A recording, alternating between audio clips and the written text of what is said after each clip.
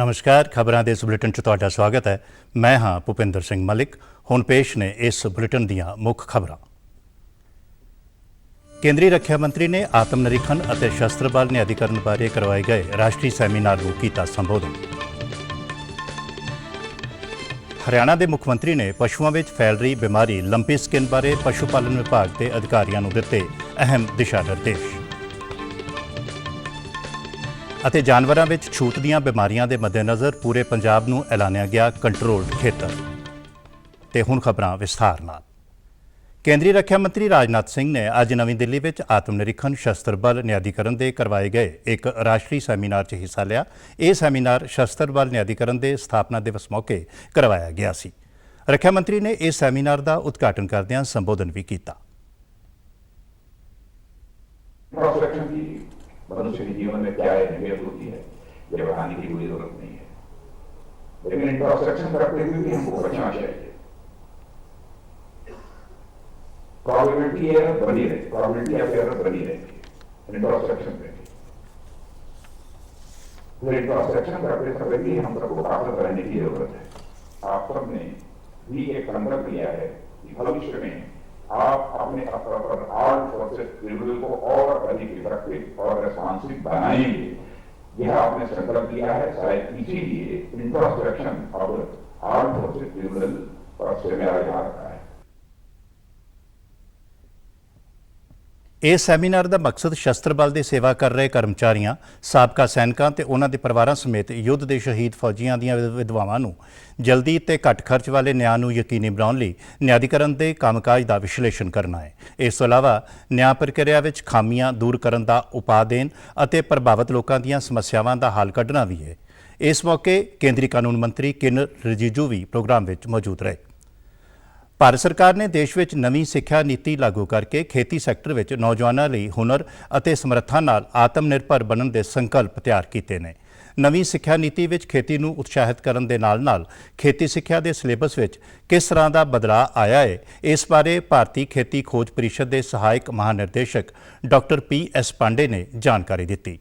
उन्होंने कहा कि यह एक क्रांतिकारी परिवर्तन है और नवीं सिक्ख्या नीति नूं तैयार करने लई भारतीय खेती खोज परिषद वालों भी एक रणनीतिक दस्तावेज तैयार किया गया है।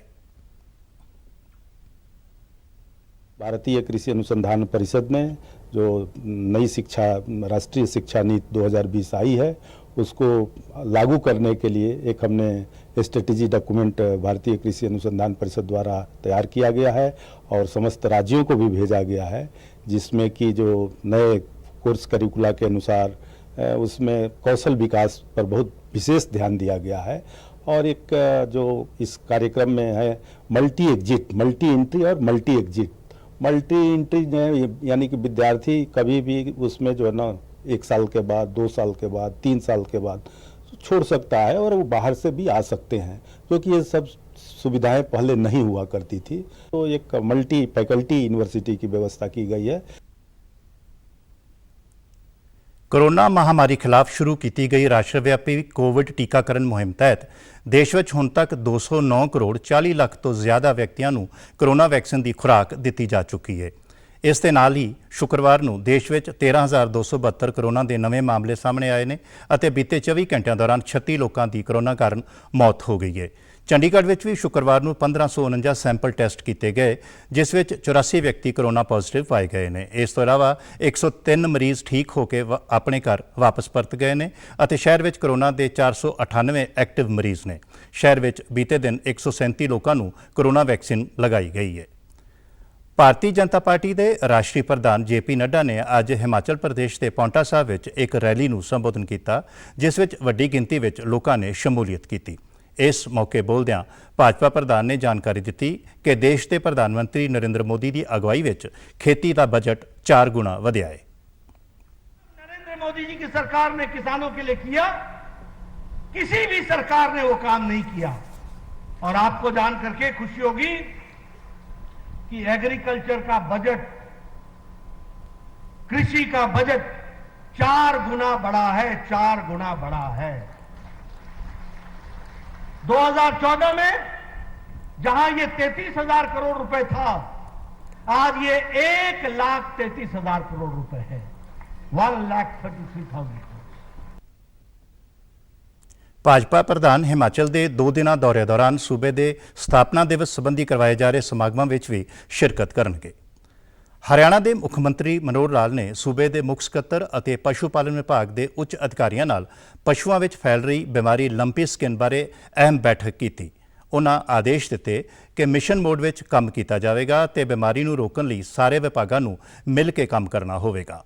ਉਨ੍ਹਾਂ ਮੁੱਖ ਸਕੱਤਰ ਨੂੰ ਸੂਬੇ ਦੀ ਲੋੜ ਦੇ ਮੁਤਾਬਕ ਬਿਮਾਰੀ ਨਾਲ ਸੰਬੰਧਿਤ ਸਾਰੇ ਟੀਕੇ ਤੁਰੰਤ ਖਰੀਦਣ ਅਤੇ ਸੂਬੇ ਦੇ ਪਸ਼ੂਆਂ ਦਾ ਟੀਕਾਕਰਨ ਕਰਨ ਦੇ ਆਦੇਸ਼ ਵੀ ਦਿੱਤੇ। ਇਸ ਬੈਠਕ ਦੌਰਾਨ ਮੁੱਖ ਮੰਤਰੀ ਨੇ ਮੁੱਖ ਸਕੱਤਰ ਨੂੰ ਚਮੜੀ ਰੋਗ ਸੰਬੰਧੀ ਹਰ ਰੋਜ਼ ਨਿਗਰਾਨੀ ਰੱਖਣ ਦੇ ਨਿਰਦੇਸ਼ ਦਿੱਤੇ ਨੇ। ਇਸ ਮੌਕੇ ਮੁੱਖ ਮੰਤਰੀ ਨੇ ਵੈਕਸੀਨ ਸੰਬੰਧੀ ਖੁਦ ਕੇਂਦਰੀ ਪਸ਼ੂ ਪਾਲਣ ਅਤੇ ਡੇਅਰੀ ਮੰਤਰੀ ਨਾਲ ਗੱਲ ਕਰਨ ਦਾ ਭਰੋਸਾ ਵੀ ਦਿੱਤਾ।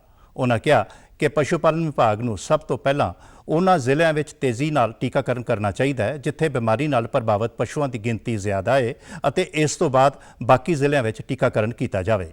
ਮੁੱਖ ਮੰਤਰੀ ਨੇ ਪਸ਼ੂ ਪਾਲਣ ਵਿਭਾਗ ਨੂੰ ਦਿਨ ਰਾਤ ਇਸ ਬਿਮਾਰੀ ਦੇ ਟੀਕਾਕਰਨ ਵਿੱਚ ਜੁਟਣ ਦੇ ਨਿਰਦੇਸ਼ ਜਾਰੀ ਕੀਤੇ ਨੇ। ਪੰਜਾਬ ਦੇ ਮੁੱਖ ਮੰਤਰੀ ਭਗਵੰਤ ਮਾਨ ਨੇ ਵਾਲਮੀਕ ਭਾਈਚਾਰੇ ਨਾਲ ਇੱਕ ਖਾਸ ਬੈਠਕ ਕੀਤੀ ਹੈ। ਇਸ ਮੌਕੇ ਉਨ੍ਹਾਂ ਪੰਜਾਬ ਭਵਨ ਵਿੱਚ ਭਾਈਚਾਰੇ ਦੇ ਆਗੂਆਂ ਨਾਲ ਗੱਲਬਾਤ ਕਰਦਿਆਂ ਪੋਸਟ ਮੈਟ੍ਰਿਕ ਵਜ਼ੀਫਾ ਘੁਟਾਲੇ ਦੇ ਦੋਸ਼ੀਆਂ ਨੂੰ ਸਖਤ ਸਜ਼ਾ ਦੇਣ ਦੀ ਗੱਲ ਵੀ ਆਖੀ। ਉਨ੍ਹਾਂ ਕਿਹਾ ਕਿ ਸੂਬੇ ਦੀਆਂ ਜਾਂਚ ਏਜੰਸੀਆਂ ਕਿਸੇ ਵੀ ਪੜਤਾਲ ਲਈ ਪੂਰਨ ਤੌਰ ਤੇ ਸਮਰੱਥ ਨੇ ਅਤੇ ਕਿਸੇ ਵੀ ਕੇਂਦਰੀ ਏਜੰਸੀ ਨੂੰ ਇਸ ਘੁਟਾਲੇ ਦੀ ਜਾਂਚ ਨਹੀਂ ਸੌਂਪੀ ਜਾਵੇਗੀ। ਇਸ ਬੈਠਕ ਵਿੱਚ ਇਹ ਵੀ ਫੈਸਲਾ ਕੀਤਾ ਗਿਆ ਕਿ ਭਗਵਾਨ ਵਾਲਮੀਕ ਤੀਰਥ ਸਥਾਨ ਦੇ ਪ੍ਰਬੰਧਾਂ ਸੰਬੰਧੀ ਵਿਵਾਦ ਦਾ ਮਸਲਾ ਅੰਮ੍ਰਿਤਸਰ ਦੇ ਡਿਪਟੀ ਕਮਿਸ਼ਨਰ ਵੱਲੋਂ ਸੁਲਝਾ ਲਿਆ ਜਾਵੇਗਾ। ਮੁੱਖ ਮੰਤਰੀ ਨੇ ਇਸ ਗੱਲ ਦੀ ਵੀ ਜਾਣਕਾਰੀ ਦਿੱਤੀ ਹੈ ਕਿ ਸਫਾਈ ਸੇਵਕਾਂ ਦੀਆਂ ਸੇਵਾਵਾਂ ਨਿਯਮਿਤ ਕੀਤੀਆਂ ਜਾ ਰਹੀਆਂ ਨੇ। ਉਨ੍ਹਾਂ ਦੱਸਿਆ ਕਿ ਸਰਕਾਰ ਵੱਲੋਂ ਲੁਧਿਆਣਾ ਤੋਂ ਇਸ ਮੁਹਿੰਮ ਦੀ ਸ਼ੁਰੂਆਤ ਕਰ ਦਿੱਤੀ ਗਈ ਹੈ ਤੇ ਆਉਣ ਵਾਲੇ ਦਿਨਾਂ ਵਿੱਚ ਸੂਬੇ ਵਿੱਚੋਂ ਠੇਕੇਦਾਰੀ ਸਿਸਟਮ ਨੂੰ ਖਤਮ ਕਰ ਦਿੱਤਾ ਜਾਵੇਗਾ। ਇਸ ਤੋਂ ਇਲਾਵਾ ਉਨ੍ਹਾਂ ਇਹ ਵੀ ਦਾਅਵਾ ਕੀਤਾ ਕਿ ਭਵਿੱਖ ਵਿੱਚ ਕੀਤੀਆਂ ਜਾਣ ਵਾਲੀਆਂ ਸਾਰੀਆਂ ਭਰਤੀਆਂ ਰੈਗੂਲਰ ਆਧਾਰ ਤੇ ਕਰਨ ਦਾ ਉਪਰਾਲਾ ਕੀਤਾ ਜਾਵੇਗਾ। ਜਾਨਵਰਾਂ ਵਿੱਚ ਛੂਤ ਦੀਆਂ ਬਿਮਾਰੀਆਂ ਦੀ ਰੋਕਥਾਮ ਅਤੇ ਕੰਟਰੋਲ ਐਕਟ 2009 ਦੇ ਅਧਿਆਇ 3 ਦੀ ਧਾਰਾ 6 ਤਹਿਤ ਪੂਰੇ ਪੰਜਾਬ ਨੂੰ ਕੰਟਰੋਲਡ ਖੇਤਰ ਐਲਾਨਿਆ ਗਿਆ ਹੈ। ਇਸ ਗੱਲ ਦੀ ਜਾਣਕਾਰੀ ਪੰਜਾਬ ਦੇ ਪਸ਼ੂ ਮੱਛੀ ਪਾਲਣ ਅਤੇ ਡੇਅਰੀ ਵਿਕਾਸ ਮੰਤਰੀ ਲਾਲਜੀਤ ਸਿੰਘ ਭੁੱਲਰ ਨੇ ਦਿੱਤੀ ਹੈ। ਉਨ੍ਹਾਂ ਦੱਸਿਆ ਕਿ ਕੌਮੀ ਉੱਚ ਰੱਖਿਆ ਪਸ਼ੂ ਰੋਗ ਸੰਸਥਾ ਭੋਪਾਲ ਵੱਲੋਂ ਜ਼ਿਲ੍ਹਾ ਪਟਿਆਲਾ ਤੋਂ ਭੇਜੇ ਗਏ ਸੂਰਾਂ ਦੇ ਸੈਂਪਲਾਂ ਵਿੱਚ ਅਫਰੀਕਨ ਸਵਾਈਨ ਫੀਵਰ ਦੀ ਤਸਦੀਕ ਕੀਤੀ ਗਈ ਹੈ। ਇਸ ਤੋਂ ਬਾਅਦ ਅਫਰੀਕਨ ਸਵਾਈਨ ਫੀਵਰ ਦੀ ਰੋਕਥਾਮ, ਕੰਟਰੋਲ ਅਤੇ ਖਾਤਮੇ ਨੂੰ ਯਕੀਨੀ ਬਣਾਉਣ ਲਈ ਇਹ ਕਦਮ ਉਠਾਇਆ ਗਿਆ ਹੈ। ਉਨ੍ਹਾਂ ਦੱਸਿਆ ਕਿ ਇਸ ਸੰਬੰਧੀ ਪਸ਼ੂ ਪਾਲਣ ਵਿਭਾਗ ਵੱਲੋਂ ਨੋਟੀਫਿਕੇਸ਼ਨ ਜਾਰੀ ਕਰ ਦਿੱਤਾ ਗਿਆ ਹੈ ਜੋ ਤੁਰੰਤ ਪ੍ਰਭਾਵ ਨਾਲ ਲਾਗੂ ਹੋ ਗਿਆ ਹੈ। ਇਸ ਤੋਂ ਇਲਾਵਾ ਉਨ੍ਹਾਂ ਜਾਣਕਾਰੀ ਦਿੱਤੀ ਹੈ ਕਿ ਜ਼ਿਲ੍ਹਾ ਪਟਿਆਲਾ ਦੇ ਪਿੰਡ ਬਿਲਾਸਪੁਰ ਤੇ ਸਨੌਰੀ ਅੱਡਾ ਪਟਿਆਲਾ ਦੇ ਖੇਤਰਾਂ ਨੂੰ ਇਸ ਬਿਮਾਰੀ ਦੇ ਕੇਂਦਰ ਵਜੋਂ ਨੋਟੀਫਾਈ ਕੀਤਾ ਗਿਆ ਹੈ। ਇਸ ਤੋਂ ਇਲਾਵਾ ਕੋਈ ਵੀ ਵਿਅਕਤੀ ਬਿਮਾਰੀ ਨਾਲ ਪ੍ਰਭਾਵਿਤ ਕਿਸੇ ਵੀ ਸੂਰ ਉਤਪਾਦ ਨੂੰ ਮਾਰਕੀਟ ਵਿੱਚ ਨਹੀਂ ਲਿਆਏਗਾ ਅਤੇ ਨਾ ਹੀ ਲਿਆਉਣ ਦੀ ਕੋਸ਼ਿਸ਼ ਕਰੇਗਾ।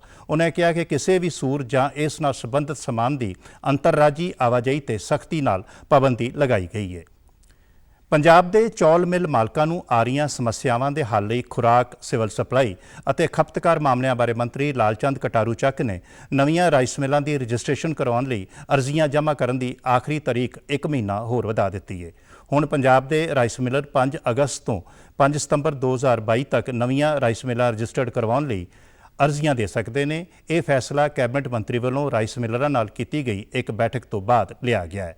ਬੈਠਕ ਵਿੱਚ ਚੌਲ ਮਿਲ ਮਾਲਕਾਂ ਨੇ ਦੱਸਿਆ ਕਿ ਉਹਨਾਂ ਨੂੰ ਮਾਨਸੂਨ ਸ਼ੁਰੂ ਹੋਣ ਨਾਲ ਉਸਾਰੀ ਕਾਰਜਾਂ ਵਿੱਚ ਅੜਿੱਕਾ ਪਿਆ ਹੈ ਅਤੇ ਰਾਈਸ ਮਿਲਾਂ ਨੂੰ ਸ਼ੁਰੂ ਕਰਨ ਲਈ ਜ਼ਰੂਰੀ ਚੀਜ਼ਾਂ ਅਤੇ ਹੋਰ ਸੇਵਾਵਾਂ ਦੀ ਆਵਾਜਾਈ ਵੀ ਢਿੱਲੀ ਪੈ ਗਈ ਹੈ। ਇਸ ਤੋਂ ਇਲਾਵਾ ਹੁਣੇ ਆਈਆਂ ਜਨਤਕ ਛੁੱਟੀਆਂ ਨੂੰ ਧਿਆਨ ਵਿੱਚ ਰੱਖਦੇ ਹੋਏ ਕੈਬਨਿਟ ਮੰਤਰੀ ਨੇ ਪੁਰਾਣੀਆਂ ਰਾਈਸ ਮਿਲਾਂ ਦੇ ਦੂਜੇ ਪੜਾਅ ਦੀ ਅਲਾਟਮੈਂਟ ਲਈ ਅਪਲਾਈ ਕਰਨ ਦੀ ਆਖਰੀ ਮਿਤੀ ਵੀ 20 ਅਗਸਤ ਤੋਂ ਵਧਾ ਕੇ 24 ਅਗਸਤ ਕਰ ਦਿੱਤੀ ਹੈ। ਹਰਿਆਣਾ ਦੇ ਉਪ ਮੁੱਖ ਮੰਤਰੀ ਦੁਸ਼ਯੰਤ ਚੌਟਾਲਾ ਨੇ ਜਾਣਕਾਰੀ ਦਿੱਤੀ ਹੈ ਕਿ ਹਰਿਆਣਾ ਦੀਆਂ ਸੜਕਾਂ ਦੇ ਸੁਧਾਰ ਲਈ ਖਾਸ ਕਦਮ ਚੁੱਕੇ ਗਏ ਨੇ। ਉਨ੍ਹਾਂ ਦੱਸਿਆ ਕਿ ਸਰਕਾਰ ਨੇ ਸੜਕਾਂ ਦੇ ਸੁਧਾਰ ਅਤੇ ਮਜ਼ਬੂਤੀ ਲਈ 25 ਕਰੋੜ ਰੁਪਏ ਦਾ ਪ੍ਰਬੰਧ ਹਰੇਕ ਵਿਧਾਨ ਸਭਾ ਖੇਤਰ ਲਈ ਕੀਤਾ ਹੈ। ਉਪ ਮੁੱਖ ਮੰਤਰੀ ਨੇ ਸੋਨੀਪਤ ਵਿੱਚ ਮਿੰਨੀ ਸਕੱਤਰੇਤ ਵਿਖੇ ਕਰਵਾਏ ਸੜਕੀ ਪ੍ਰੋਜੈਕਟਾਂ ਦੇ ਉਦਘਾਟਨ ਸਮਾਗਮ ਦੌਰਾਨ ਸ਼ਿਰਕਤ ਕਰਦਿਆਂ ਸੋਨੀਪਤ ਵਿੱਚ ਲਗਭਗ 87 ਕਰੋੜ ਰੁਪਏ ਦੀ ਲਾਗਤ ਦੇ ਲੋਕ ਨਿਰਮਾਣ ਵਿਭਾਗ ਦੇ 16ਵੇਂ ਵੱਖ-ਵੱਖ ਪ੍ਰੋਜੈਕਟਾਂ ਦਾ ਉਦਘਾਟਨ ਕੀਤਾ ਅਤੇ ਨੀਂਹ ਪੱਥਰ ਰੱਖਿਆ। ਉਨ੍ਹਾਂ ਇਹ ਵੀ ਜਾਣਕਾਰੀ ਦਿੱਤੀ ਕਿ ਸੜਕਾਂ ਨੂੰ ਇਸ ਤਰੀਕੇ ਨਾਲ ਬਣਾਇਆ ਜਾ ਰਿਹਾ ਹੈ ਕਿ ਇਸ ਨਾਲ ਪਿੰਡਾਂ ਦੀਆਂ ਵਧੀਆ ਸੰਪਰਕ ਹੋ ਸਕੇਗਾ। ਉਨ੍ਹਾਂ ਦੱਸਿਆ ਕਿ ਲਗਾਤਾਰ ਪਿੰਡਾਂ ਦਾ ਦੌਰਾ ਕਰਕੇ ਇਹ ਮਹਿਸੂਸ ਕੀਤਾ ਗਿਆ ਹੈ ਕਿ ਸਮੇਂ-ਸਮੇਂ ਤੇ ਸੜਕਾਂ ਦੇ ਸੁਧਾਰ ਦੀ ਬੇਹੱਦ ਲੋੜ ਹੈ। ਉਪ ਮੁੱਖ ਮੰਤਰੀ ਨੇ ਕਿਹਾ ਕਿ ਇਸ ਲਈ ਸਾਰੀਆਂ ਵਿਧਾਨ ਸਭਾਵਾਂ ਲਈ ਸੜਕਾਂ ਦੇ ਸੁਧਾਰ ਲਈ ਵਿਸ਼ੇਸ਼ ਉਪਰਾਲੇ ਕੀਤੇ ਜਾ ਰਹੇ ਨੇ। ਚੰਡੀਗੜ੍ਹ 'ਚ ਹੋਈ ਮਾਨਸੂਨ ਦੀ ਤਾਜ਼ਾ ਵਰਖਾ ਤੋਂ ਬਾਅਦ ਮੌਸਮ ਆਮ ਵਰਗਾ ਹੋ ਗਿਆ ਹੈ। ਮੌਸਮ ਵਿਭਾਗ ਦੇ ਅੰਕੜਿਆਂ ਦੇ ਮੁਤਾਬਕ ਪੰਜਾਬ ਵਿੱਚ ਆਉਣ ਵਾਲੇ 5 ਦਿਨਾਂ ਤੱਕ ਮੌਸਮ ਸਾਫ਼ ਰਹਿਣ ਦਾ ਅਨੁਮਾਨ ਹੈ, ਜਦਕਿ ਚੰਡੀਗੜ੍ਹ ਅਤੇ ਹਰਿਆਣਾ ਦੇ ਕੁਝ ਇਲਾਕਿਆਂ ਵਿੱਚ ਭਾਰੀ ਬਰਸਾਤ ਹੋਣ ਦਾ ਵੀ ਅੰਦਾਜ਼ਾ ਦੱਸਿਆ ਜਾ ਰਿਹਾ ਹੈ।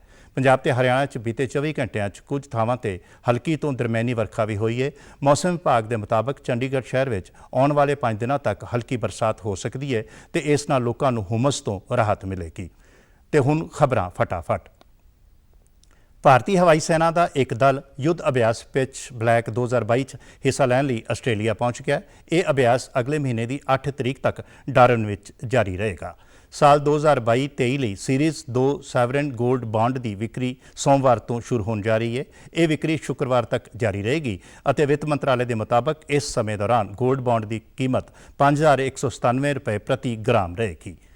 ਮਾਤਾ ਵੈਸ਼ਨੋ ਦੇਵੀ ਦੇ ਦਰਸ਼ਨਾਂ ਲਈ ਜੰਮੂ ਕਸ਼ਮੀਰ 'ਚ ਜ਼ਿਆਦਾ ਮੀਂਹ ਪੈਣ ਨਾਲ ਬਾਣਗੰਗਾ ਦੇ ਪਾਣੀ ਦਾ ਪੱਧਰ ਵਧਣ ਕਾਰਨ ਹੜ੍ਹ ਵਰਗੀ ਸਥਿਤੀ ਪੈਦਾ ਹੋ ਗਈ ਹੈ।